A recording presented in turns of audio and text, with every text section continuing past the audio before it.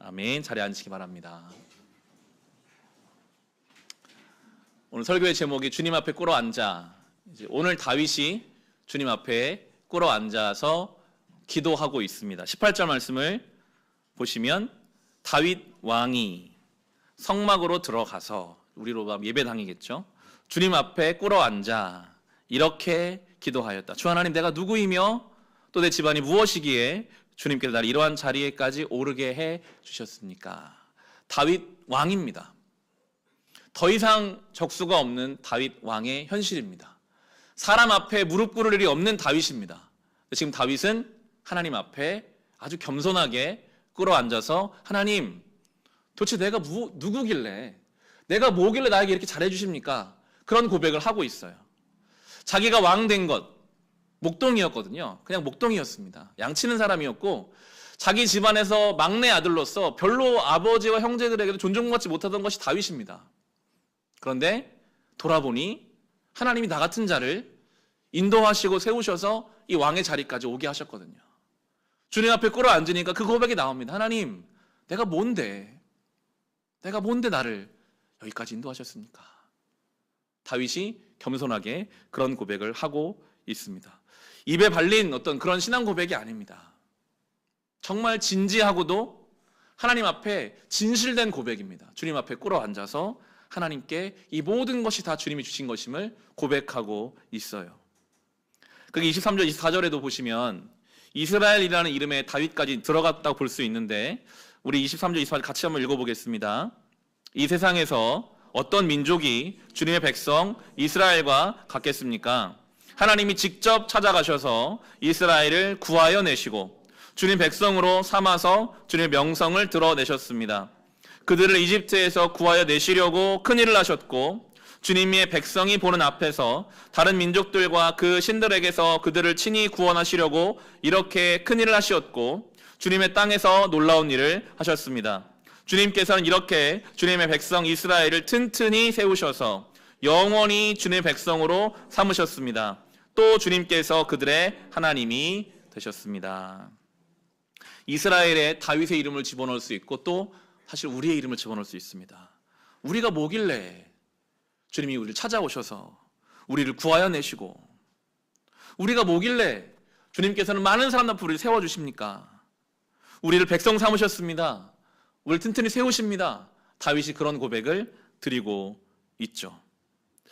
이 주님 앞에 꿇어 앉아있는 다윗 왕, 그는 그냥 종교적인 행위를 하는 것이 아니라 그의 이 주님 앞에 꿇어 앉음은 그의 삶의 모든 자리에서 그대로 적용되고 드러납니다. 늘 이게 신앙생활하는 우리에게는 한 가지 질문이고 의문이거든요. 예배 시간에는 진지하게 하나님 앞에 꿇어 앉아요. 그런데 예배를 마치고 삶으로 가면 적용이 잘 안 될 때가 참 많습니다. 그리고 어떻게 적용해야 될지도 좀 우리에게는 추상적일 때가 있습니다. 예배는 드리겠어요. 찬송도 드리고 기도도 합니다. 막상 나의 삶의 그 복잡하고 수많은 현실 속에서 믿음을 산다는 것이 무엇인지, 어떻게 살아야 하는지는 늘 우리에게 숙제죠. 우리가 지난 주 중에 묵상했던 다윗 왕의 이 행보는 주님 앞에 꿇어 앉아 있는 사람의 삶을, 그 꿇어 앉음을 펼쳐내면 어떻게 펼쳐지는지 우리에게 잘 보여주는, 저에게는 참 해답과도 같은 시간이었습니다. 주님 앞에 꿇어 앉아 있는 인생이 어떻게 삶을 살아가는가, 어떤 태도로 어떤 결정을 하는가, 그것들을 볼 텐데요. 다윗이 왕이 됐습니다. 그가 왕이 되고 가장 먼저 한 일이 예루살렘이라는 성읍을 다시 찾아내는 것이었습니다. 예루살렘은 우리에게 참 익숙한 지명이잖아요. 하나님이 주신 가나안 땅, 그 이스라엘 땅에서 예루살렘은 중앙에 있는 아주 중요한 위치에 있는 성읍입니다. 장차 예루살렘에 솔로몬에 의해 성전이 세워져야 되고, 장차 예루살렘에 예수의 십자가가 세워져야 되는 곳인데, 다윗이 왕되고 보니까 예루살렘이 여부스 민족, 이방 족속이 거기 살고 있어요.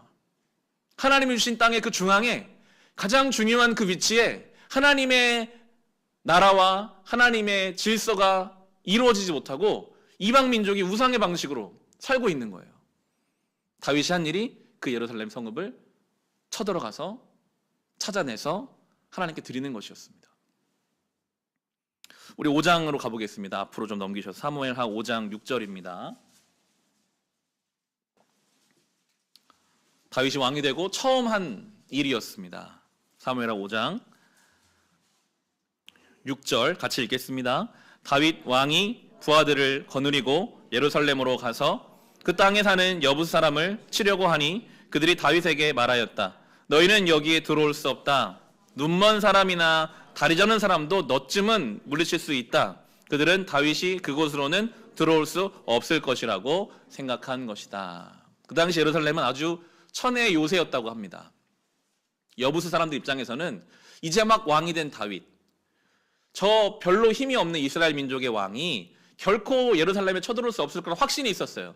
깔보고 있잖아요. 눈먼 사람이나 다리 저는 사람도 너를 막을 수 있을 거다. 절대로 다윗이 쳐들어오지 못할 거다라고 생각하고 이야기하고 비방했습니다. 하지만 다윗은 그 땅을 차지했습니다. 하나님께 드려져야 할 땅이니까요. 진작에 하나님께 드려져야 했을, 진작에 주의 이름으로 통치되어야 했을 그 자리가 예루살렘이기 때문에 다윗은 올라가 싸웠고 그 땅을 차지했습니다. 이 말씀 묵상하면서 우리의 인생을 우리는 하나님께로부터 받은 것이라고 고백합니다. 내 모든 삶이 하나님의 은혜의 자리라고 고백하면서 실은 가장 중요한 예루살렘은, 내 인생의 어떤 가장 중요한 어떤 영역은 여전히 여부스 민족, 세속적인 가치, 하나님의 질서와 복음의 방식이 들어오지 못하게 성을 쌓아놓고 있는 것 같은 그런 우리의 모습은 아닌가를 생각해 보게 됩니다. 제일 중요하게 여기는 부모이시라면 자녀의 문제, 우리의 노후의 문제, 건강의 문제, 경제적인 문제, 더 내밀하게 들어가 보면 나를 무시한 어떤 사람을 대하는 나의 태도, 그것만은 내가 믿음으로 못하겠습니다. 내가 저 사람을 보면 피 거꾸로 솟고 저 사람 절대 내가 평생 용서 안 할 겁니다. 복음과 성경은 용서를 말하는데 그 사람과의 관계에 있어서는 거기는 정복하지 못한 예루살렘이에요. 자녀의 문제에 있어서는, 경제의 문제에 있어서는, 어떤 내 인생의 문제에 있어서는 하나님께 내어드릴 수가 없어요. 여부수 사람이 비웃는 것처럼 절대로 넌 차지하지 못할 거야. 사단이 우리에게 그렇게 이야기합니다. 너 절대로 그거는 하나님께 못 드릴걸? 교회는 열심히 출입하지만 정작 중요한 땅을 하나님께 드리지 못할 거라고 말하는 그 이야기에 주눅 들어서 사울 왕 때는요, 시도조차 못했습니다. 예루살렘을 수복할 시도조차 못했어요. 하지만 다윗은 하나님 말씀에 순종하여 그 땅을 차지했습니다. 하나님께 드렸습니다. 주님 앞에 꿇어 앉아있는 삶이라는 것은 내 삶에 중요한 어떤 성읍, 중요한 가치, 그것을 하나님께 내어드리기 위해서 싸우는 것입니다. 내가 정말 그 하나님께 드리려고 싸우면요, 하나님이 이기게 하시죠. 성경에는 전쟁 얘기 나오지 않습니다. 그냥 차지했다고 끝이에요. 주님께 드리기 위해 싸우면 이기게 하시거든요.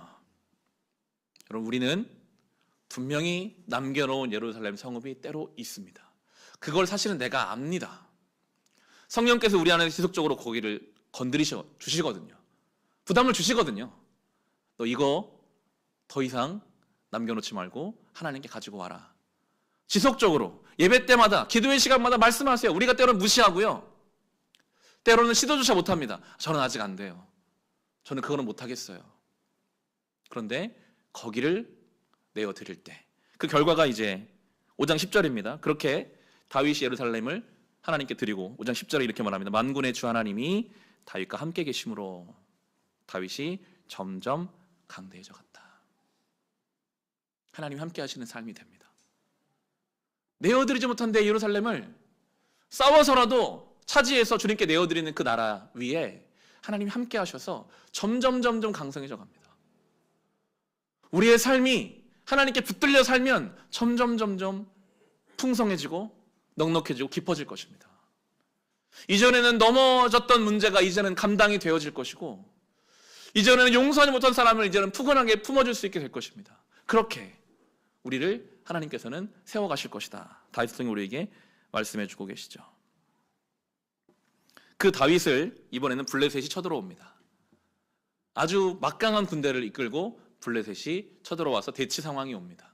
다윗으로서는 이제 이스라엘의 결정권자로 전쟁을 치러야 하는데, 다윗의 결정 하나가 수많은 사람을 죽이고 살릴 수 있는 굉장히 부담스러운 자리, 전쟁터 가장 급박하고 긴박하고 목숨이 걸려있는 자리입니다. 그런데 그 긴박한 전쟁터의 현장에서 다윗은 하나님께 기도하고 있습니다. 참 우리로서는 분주하고 긴박한데 하나님 앞에 기도하는 다윗의 모습, 그게 17절에서 20절입니다. 우리 같이 한번 그 상황의 긴박함 속에 다윗의 믿음을 살펴보는 본문 같이 읽어보겠습니다. 다윗이 기름 부음을 받아 이스라엘의 왕이 되었다는 소식을 블레셋 사람이 듣고 온 블레셋 사람이 다윗을 잡으려고 올라왔다. 다윗이 이 말을 듣고서 요새로 내려갔다. 블레셋 사람들이 이미 몰려와서 르바임 골짜기의 평원을 가득히 메우고 있었다. 다윗이 주님께 아뢰었다. 제가 저 블레셋 사람들을 치러 올라가도 되겠습니까? 주님께서 그들을 저의 손에 넘겨주시겠습니까? 주님께서 다윗에게 대답하셨다. 올라가거라. 내가 저 블레셋 사람들을 반드시 너의 손에 넘겨주겠다. 그래서 다윗이 바알 브라심으로 쳐들어갔다. 다윗이 거기에서 블레셋 사람들을 쳐서 이기고 나서 이렇게 말하였다. 홍수가 모든 것을 휩쓸어 버리듯이 주님께서 나의 원수들을 내 앞에서 그렇게 휩쓸어 버리셨다. 그래서 사람들이 그곳 이름을 바알 브라심이라고 한다. 아멘. 블레셋의 군대가 평원을 가득 메울 만큼 많았습니다. 하지만 이 성경의 어조를 보면 그게 뭐가 중요하냐? 하나님이 이기게 하시면 이기는 거지. 이런 느낌이 들어요. 군사의 숫자의 차이가 얼마나 나는지 성경 기록하지 않습니다. 어떤 전략으로 이겼나, 어떤 무기를 썼나 기록하지 않습니다. 다윗이 하나님께 물었고 하나님이 이기게 하셨으면 이기는 것이다 라고 성경이 우리에게 보여주고 있습니다. 이게 성도의 살아가는 방식입니다. 늘 우리의 걱정은 군사의 숫자에 있습니다. 무기의 어떤 최첨단 화에 있습니다. 그리고는 하나님 앞에 묻질 않습니다. 지금 내가 이 무기 준비하기 바쁘겠는데 제가 기도할 시간 어디 있습니까? 다윗은요 완전히 다른 방식으로 이깁니다. 하나님, 제가 지금 싸울까요? 저렇게 블레셋 군대가 많은데요, 하나님이 싸워라, 내가 이기게 하겠다. 싸워서 이겼습니다. 바알 브라심, 성경이 잘 풀어주고 있죠. 홍수가 모든 것을 휩쓸어 버리듯 주님이 나의 원수들을 내 앞에서 그렇게 휩쓸어 버리셨다. 그런 뜻입니다. 하나님이 내 앞에 블레셋을 완전히 뚫어버리시고 완전히 그 문제를 이겨버리시는 그 현장이 이곳이었습니다. 다윗이 하나님께 묻고 하나님이 응답하셨을 때 그 어떤 문제가 그 앞에서 남아날 수가 없죠. 블레셋과 싸웠던 그 골리앗과의 대결에서 골리앗이 아무리 커도요 하나님이 다윗과 함께 하시면 이기는 겁니다. 이게 성도의 삶이었습니다. 분주함, 마치 전쟁터에 있는 것처럼 때로 우리는 분주한 일상을 삽니다. 그렇게 느껴져요. 하루하루 분주하고 피곤하고 마음의 여유가 없습니다. 그것이 우리에게 신앙적인 가장 큰 하나님 앞에 나아가지 못하는 이유가 됩니다. 하나님, 제가 분주하고 피곤해서요 기도할 시간이 없습니다. 제 삶이 얼마나 전쟁터같이 바쁜지 제가 성경 볼 시간 없습니다. 제가 나중에 여유가 좀 생기면 그때 할게요. 그런데 우리가 잠을 줄여서 더 분주하게 더 열심히 산다면 우리의 삶의 전쟁터가 내 뜻대로 될까요? 분주하는 그 이유, 정말 열심히 최선을 다해 내 힘과 내 능력으로만 막 분주하게 더 짜내고 더 짜내서 성경 볼 시간, 기도할 시간 다 내놓고 가족들과 함께할 시간 다 때려치우고 나서 정말 거기에 몰두한다면 우리의 전쟁이 승리가 될까요? 사울이 보여주잖아요. 사울의 결론은 졌습니다. 자기 생각대로 다 했어요. 다윗을 쫓아내고 무당을 막 찾아가고 할 수 있는 거 다 했어요. 져서 나만 진 게 아니라 그 아들들까지 다 같이 죽음으로 결론 지어졌습니다.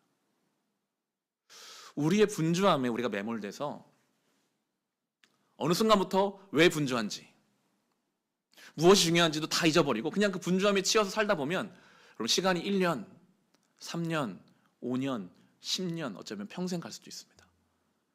문득 뒤를 돌아보니 아무것도 없는 거예요. 그럴 수 있습니다. 사울처럼. 그것이 나만 고통스럽게 하는 것을 더 넘어서 내 가장 가까운 사람들까지도 황폐하게 할 수 있습니다. 주님 앞에 꿇어앉아 그 전쟁터의 긴박한 상황 속에서 하나님, 제가 지금 어떻게 하면 좋을까요? 저는 무엇을 위해 싸워야 할까요? 제가 왜 분주하고 제가 정말 염려하는 이유는 무엇일까요? 하나님께 묻지 않으면요, 우리는 어느 순간 더 중요한 게 뭔지도 모르고 막 끌려갈 것입니다. 다윗은 하나님께 물었습니다. 하나님 응답하셨고 바알불하심, 하나님이 그 문제를 이겨내셨습니다. 오늘 우리 앞에 문제를 이기는 것은 더 우리가 분주하게 산다고, 다 내려놓고 거기에 집중한다고 그 문제 해결되지 않습니다.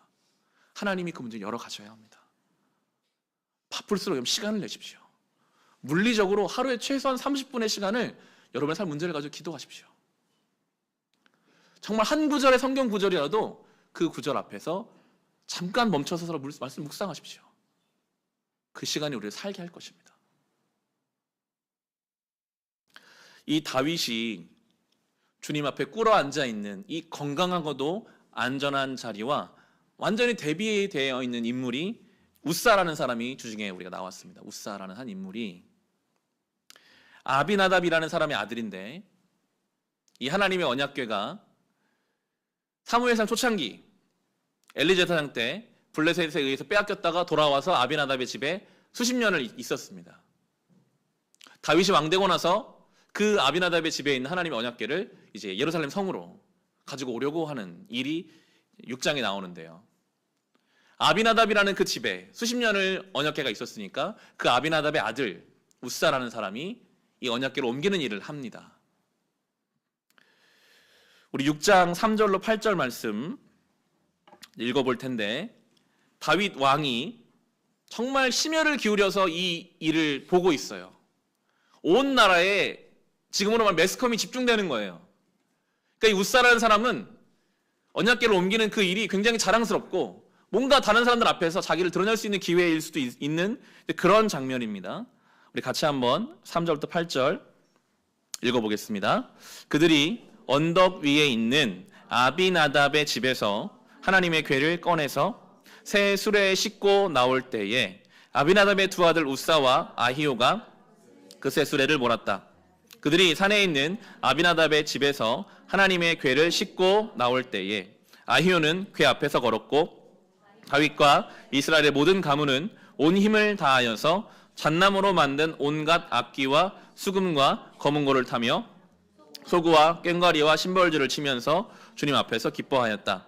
그들이 나곤의 타작마당에 이르렀을 때에 소들이 뛰어서 궤가 떨어지려고 하였으므로 우사가 손을 내밀어 하나님의 궤를 꼭 붙들었는데 주 하나님이 우사에게 진노하셔서 거기에서 그를 치시니 그가 거기 하나님의 궤 곁에서 죽었다.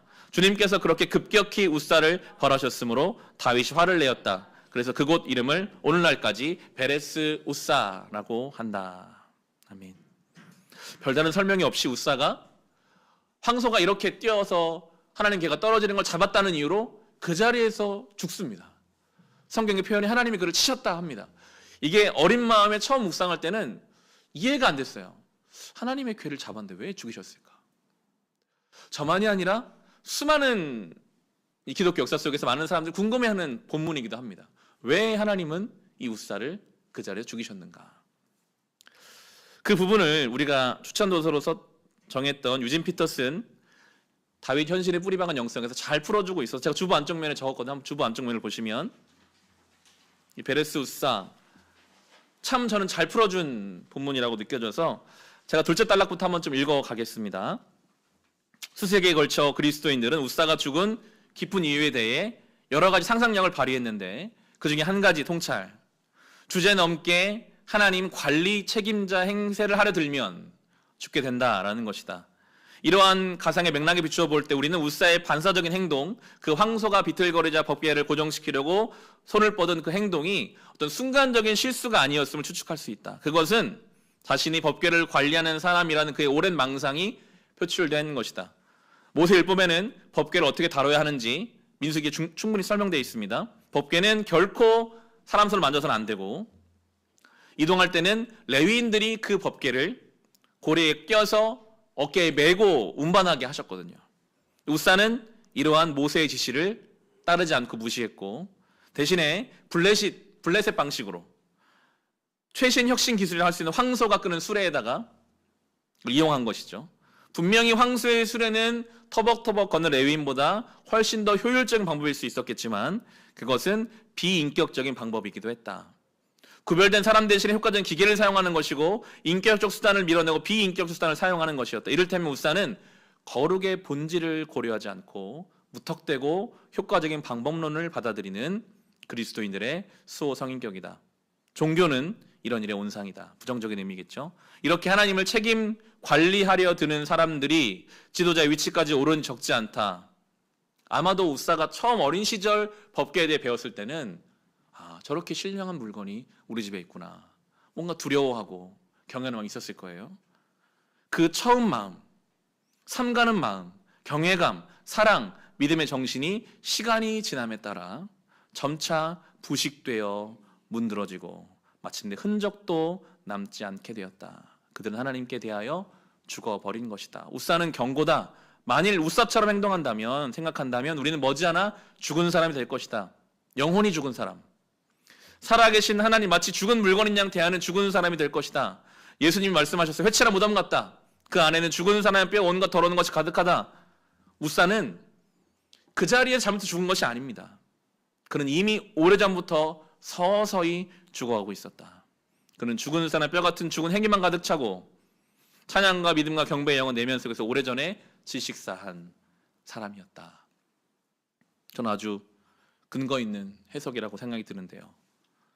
다윗은 하나님 앞에 꿇어 앉아 있었는데 이 우사는 하나님 앞에 고개를 뻣뻣이 들고 있는 거죠. 내가 하나님에게 관리한 사람이야. 내가 얼마든지 붙잡을 수 있고 내가 하나님의 궤를 그 옆에서 가면서 그 앞에서 자기가 그 영광을 받으려고 하는 이 우사의 말씀이 저는 주중에 참 무겁게 아프게 다가왔습니다. 이 하나님의 말씀이 마치 우사의 언약궤처럼 우리의 가정에 있잖아요. 너무 가까이 있습니다. 우사에게 하나님의 언약궤 바로 옆에 있었습니다. 그 가까이 있는 하나님 말씀을 정말 가볍게 대했습니다. 경외함이나 두려움 없이 너무나 쉽게, 너무나 편안하게 액세서리와 같이 내가 필요하면 차고 답답하면 벗어버리는 하나님 말씀이 선포되어도 하나님 저 지금 상황이 안 돼서 전 못합니다. 얼마든지 이 말씀 위주의 삶이 아니라 나 위주의 삶, 그게 우사의 삶이었습니다. 하나님이 그를 치셨죠. 말씀을 제가 전하는 사람으로서 두려움이 들더라고요. 난 어떤 마음으로 말씀을 대하고 있을까? 정말 처음 마음, 그 두렵고 떨리는 마음.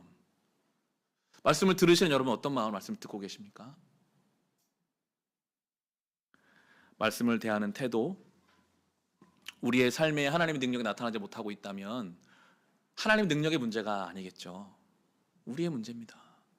그 말씀을 신뢰하지도 못하고 두려워하지도 않고 우사와 같이 영적인 질식사를 당하는 사람처럼 서서히 말라가고 있는 우리의 모습을 벗어나서 다윗처럼, 다윗의 모습이 완전 대비되거든요.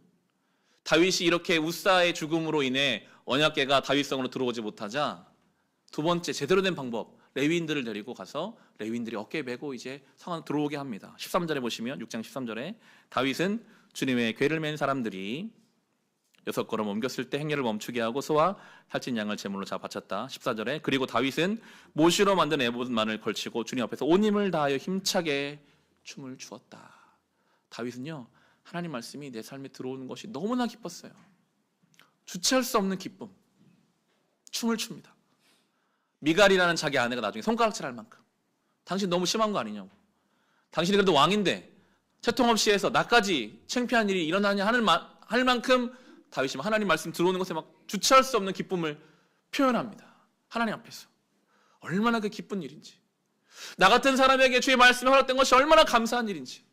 다윗은요, 그게 너무나 컸어요. 자기가 왕인 것보다, 땅을 빼앗은 것보다, 그 어떤 것보다 하나님 말씀이 내 안에 있다는 거, 그 사모하는 마음. 미갈이 막 자기를 그렇게 막 뭐라고 하니까 22절에 다윗이 이렇게 이야기합니다. 6장 22절에 내가 스스로를 보아도 천한 사람처럼 보이지만 주님을 찬양하는 일 때문이라면 이보다 더 낮아지고 싶소. 그래도 그대가 말한 그 여자들은 나를 더욱더 존경할 것이요. 다윗에게는요, 나도 안다. 내가 하나님 앞에서 춤추는 것이 사람들 볼 때는 우스꽝스러운 거 나도 안다. 하지만 나는 주를 위해서라면 더 낮아질 것이다. 더 낮아질 수도 있다. 하지만 봐라, 나중에 하나님이 나를 높이실 것이고 당신이 말하는 그 여인들이 나를 결코 함부로 대할 수 없을 것이다. 다윗이 그 이야기를 하고 있습니다. 예수님이 그러셨잖아요. 십자가에 죽으셨습니다. 옷 하나 걸치지 못하고요, 그 벌거벗은 몸으로 아무것도 남기지 못하고 십자가에 처절하게 죽으셨습니다. 다윗을 비웃는 여인들처럼 많은 사람 예수님 비웃었습니다. 자기 자신을 구원하지 못하는구나. 죽은 나사로를 살리면서 너는 못 살리냐? 네가 하나님의 아들이냐? 수많은 사람 침뱉고 욕했습니다. 그렇지만 주를 위해 당하는 그 고난 뒤에는 부활의 영광이 있거든요. 여러분, 그게 성도의 소망입니다. 우리가 주님을 위해 뭔가를 손해보고 낮아지잖아요. 주님이 그걸 책임지십니다. 다윗이 그걸 알고 있어요. 우리가 주님 때문에 여러분이 직장에서 손해보시고 여러분의 가정 안에서 여러분 더 헌신하시고 가정 사람들이 알아주지 않고 직장 사람이 알아주지 않고 내가 억울한 일을 당한다. 예수님 분명히 말씀하셨어요. 나를 위해서 어려운 일을 당하냐? 기뻐해라. 하늘의 상급이 크다. 성경은 분명히 말하고 있습니다. 세상의 사람도 빚진 거 갚거든요. 주님이 절대로 주님을 위해 고난당하는 성도를 살면 그냥 두지 않으십니다. 다윗이 그걸 알고 있는 거죠. 우리가 가야 할 길이 거기에 있습니다. 결론으로 오늘 본문 7장 27절부터 29절을 이제 읽을 텐데요. 이 사무엘하 7장은 다윗이 하나님께 성전을 지어드리고 싶은 것으로 시작했습니다. 다윗이 뭔가 주님을 위해 하고 싶어요. 그래서 주님, 저는 이렇게 백향목 집에서 왕궁에서 잘 사는데 주님 언약궤는 텐트죠, 텐트. 장막에 있는 게 저는 좀 마음이 그렇습니다. 다윗의 계획은 더 멋진 성전을 짓는 거였어요. 그런데 하나님이 짓지 말라고 하십니다. 다윗에게는 성전을 짓는 게 하나님께도 좋을 것 같고 자기에게도 좋거든요. 다윗이 지은 아름다운 성전. 뭔가 좋잖아요. 나도 좋고 주님도 좋은 것 같은 어떤 계획이 다윗에게 있었지만 하나님이 딱 막으시고 뭐라고 하시냐면 그런 거 생각하지 말고 너와 너의 뒤에 올 너의 자손들에게 내가 영원한 나라를 약속해 주겠다. 예수 그리스도까지 연결되는 놀라운 약속을 그에게 주세요. 그러니까 다윗이 자기 계획, 자기 뜻이 있지만 이걸 딱 내려놓고 하나님 약속을 붙잡기를 사모합니다. 27절에 보시면 이렇게 나옵니다. 27절에 만군의 주 이스라엘의 하나님, 주님께서 몸소 이 계시를 이 종에게 주시고 내가 너의 집안을 세우겠다 하고 말씀하여 주셨으므로 주님의 종이 감히 주님께 이런 간구를 드릴 용기를 얻었습니다. 나오는 게 이제 그 약속의 말씀 위에 나와 내 뒤에 나오는 자손들을 붙잡아 달라, 이런 기도를 주님께 드리죠. 27절을 잘 보시면 계속 자기를 종이라고 표현합니다. 왕이거든요, 다윗이. 하나님 앞에서 자기는 종이라고 해요. 하나님, 저는 종입니다. 제 계획이 있었습니다. 성전을 아름답게 짓고 하나님께도 영광, 나도 영광 받고 싶은 게 있었는데 그거 다 내려놓고 주님이 나에게 계시를 주셨으므로, 약속을 주셨으므로 내가 이제 그 약속 붙잡고 그 약속의 말씀이 나를 세우기 원합니다 고백하고 있거든요. 우리는 우리가 가지고 있는 계획이 있습니다. 아름다운 성전, 내 계획. 나도 좋고 하나님도 좋으실 것 같은 어떤 계획이 있어요. 근데 하나님 오늘 저에게 말씀하시는 것만 같습니다. 그것 잠깐 내려놓고 우리에게 주신 계시의 말씀, 예수 그리스도가 우리 계시거든요. 다윗에게 주신 것보다 훨씬 더 놀랍고도 구체적인 약속이 예수 그리스도이십니다. 그 예수 그리스도 십자가 위에 내 인생을 세워가는 것, 그게 가장 주님이 우리가 원하시는 뜻입니다.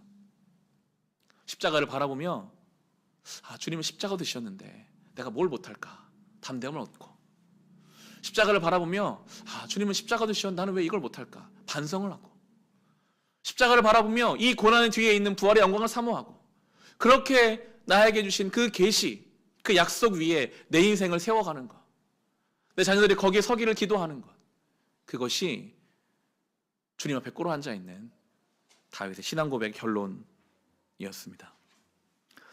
말씀을 마치면서 한 주간 이 다윗의 기도와 신앙 고백을 나누면서 이 찬송을 생각하게 됐습니다.